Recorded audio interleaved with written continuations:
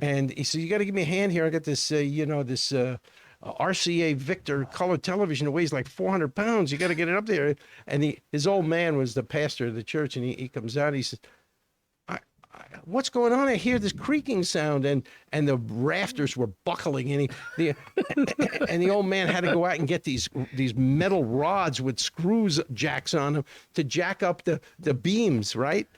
But what's funny about that was his father was even worse than he was. Welcome to Achieving Failure, a podcast that gives you a break from politics, popular trends, and brings you good old-fashioned life stories that made us who we are today. Sit back and relax with your host, Chris, as he brings you another exciting adventure on how to achieve failure. Look, I normally get $1,000 an hour for sitting here, so let's get this moving, okay?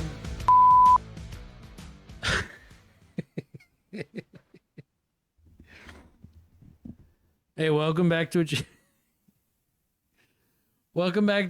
Failure. I'm your host, Chris. This week, my father is back rocking the new merchandise. Tell you about the time I took that yellow acid? Oh, man, that was bad. That was, never use yellow acid, man. That was like a dead giveaway, you know? Ooh. So he's rocking. He's like rocking. 20 years. It was 93. And I had a flashback, and I said, "Where am I?" You know, and that was a bad one. I was like in a board meeting at the time. Okay, go ahead. So we're take two. We're he's over here rocking a new merch, and if you guys like it, let me know. We're gonna start printing out more shirts. We're actually doing kind of a trial run. What do you think of this shirt? This is not fiction. This is reality. What you see here, this is real. This happened. This occurred at one time, and it affected several people's lives. I feel responsible now. I think maybe even Michelle, you know, she went after that off the deep end, you know. Oh, I don't know. And the ones that I never saw after that, God knows what happened to them. They may not even be alive anymore. So what I wanted to relate to you was a topic that's very popular.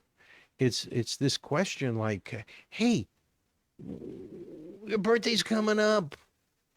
What do you want for your birthday?" No. Here's the thing. This is something that I literally learned 2 months ago. Women have a birthday month, and guys have a birthday. I said, "You have a birthday month?" They go, "Yeah, my whole month they celebrate your birthday." I said, "No, you get one fucking birthday.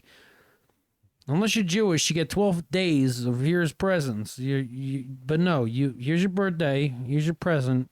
Get a job." Apparently nowadays there's no limit. It's like it's birthday month. It's gay day. It's a gay month. It's gay week. It's gay summer. It's the summer of gay. It's the year of gay. It's gay day. It's where does this end? Okay, I don't know. I'm happy and gay all day, all the time. So that's all I care about. But what I was referring to was a popular question: "What do you want for your birthday?" And when you're a kid, like everything is fine. You know, like I want a pony. You know, I you know. And then when you get older, I don't know. I want money. You know, I don't want just nothing. Please, a pair of socks. Okay, can I get some socks? I don't want please? socks. Give me. You know, actually, that was the funny thing is I never wanted clothes, and my aunt and grandma would always give me Tommy Hilfiger, and I was like, I don't want this. This is not Tommy cool. Hilfiger, cool. I'm wearing that shit now. Here it is, 30 years later. This shit's coming back, and I got a fucking gym bag that probably cost me $200. I think it's in the car. I got this beautiful sweatshirt. I'm not giving that up. You're not getting that back. That was a nice T-shirt. It's just probably worth $200 now because it's Tommy Hilfiger. I think it was $200 then. There's a $200 gym bag. I poop in it. Well, I'm 12 years old, 13 years old, and they, you know, "What do you want for your birthday?" I don't want anything. Yeah, I don't know what I want. You know, I want a girl. I don't know. Whatever. So, well, what it turns out is, I got to set this one up. So, living in New Jersey, Teaneck, New Jersey, they had this thing where twice a year, you could put stuff out on your curb that you didn't want anymore. Okay, this is long before they had Isn't that called yard trash sa- day? No, it's not trash day. It's called- really It's called come pick my shit garage up. sale, yard sale day. It evolved into this. It was the days before people actually sold the shit that they used to put out on the curb. So it was twice a year you get to put any kind of shit out that you want. Okay, and they pick it up. You know, stuff that normally wouldn't fit into the garbage can. So, well, this occurred like in April, May, and that time, and then again in October. So one year, it's my birthday, and I guess I'm like 13 or so. I'm on a bike, I know that. And junk day happens to be like on my birthday. That was the day that they picked up this crap. And my mother said, "What do you want for your birthday?" And I said, "I just want to go out on junk day," right? And I would pick up stuff. Oh my God, the greatest stuff in the world. And you know, you think, okay, this kid's weird. Well, I would meet up with a lot of people who drove Mercedes and Cadillacs, and they were picking this crap up too. So apparently, I was a little ahead of my time on this stuff. So what do you think is the best? I would pick up. My thing was electronics. And I had a really good eye for it. I mean, I would whiz by on my bike and I could scan that pile of crap in like 2 seconds. I knew exactly what was in it, right? I knew there was garbage in there. There was some old Barbie crap, but that there was like this Atwater Kent, you know, radio, and I'm going for it, right? So I was out all afternoon from after school. I'm all day, all night. I'm bringing this crap in, and I'm loading up the house, and the house is getting filled with shit. Now that was the ultimate day where it fell on my birthday, but it wasn't the only day, because later in the year it happened again, and then happened again the next spring and the next fall. And little by little, my friend and I, George, he says, you know, "Oh, I tell you what I got. This is what I found." And we trade stuff back and forth. And then we got into a contest, and I said, "Well, how many TVs do you have?" And TVs from that era were huge. They're gigantic. Like one television was like the size of a refrigerator, right? So I said, "Well, I got like 20 televisions." He says, "I got 40. I said, "Yeah, well, I'm going to have more than you." And we had a contest. And I started squirreling this crap away. And when I'd get home, I would sneak stuff in when my parents weren't watching. And I'd go up in the attic and I'd shove shit up into the attic. And it was really hard to get it up in the attic because I had to go on a ladder to put it up there. And I'd start putting stuff up there. God, I wish I had half this stuff today. And finally, I had this contest, and I said, I think I'm a winner. And he said, "Okay, how many TVs you got?"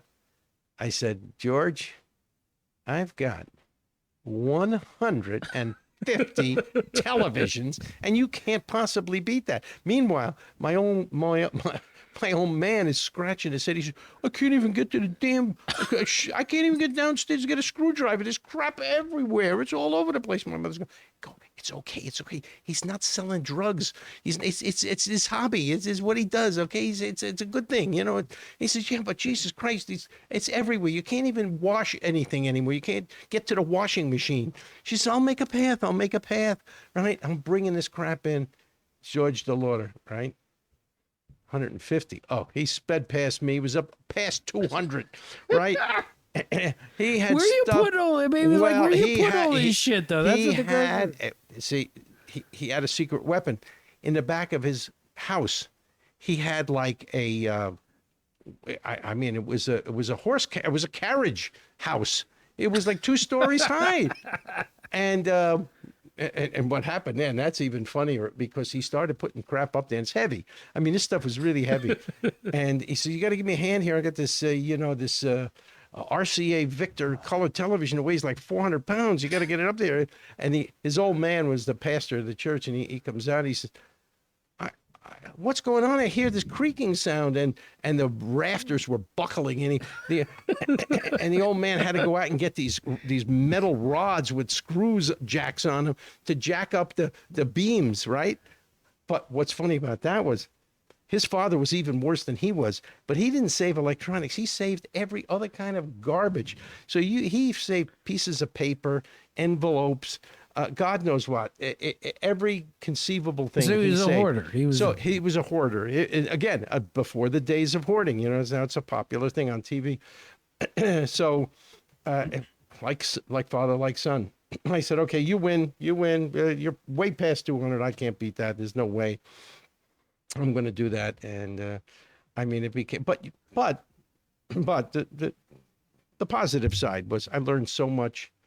I mean, I pretty much built a career around fixing all this crap, and that's kind of the way I went when I went to college. I knew everything that they were teaching. I already knew half the stuff that they were teaching. They said, we're going to learn about how electronics works. I said, yeah, right. Like, I need to learn that. I already know that, right? So it was a good experience, but it was the day the junk day fell on my day, and hey, now it's what, offer up and yeah. Now it's pay me to buy my shit. I used to get it for nothing. I mean, good stuff too. I still got some of that crap. Yeah. Well, I still do it. I mean, I still put this shit out on the sidewalk. I have. I mean, it's actually impressive. I'll put something on the sidewalk, and you put a little free sign, boom, 30 minutes gone. What? Across the street last week. The guy had the out there- furniture? The furniture. Yeah. I was going to grab that. I should have grabbed it because should've. when I went back, you told me you didn't want that. When I went back, half of it was gone. Yeah. It was good stuff too. Well, there you go. So most of it's on eBay and all this other crap. Offer up and what's the other? What are the other? I don't know. things you Etsy, Amazon, Alibaba. Alibaba.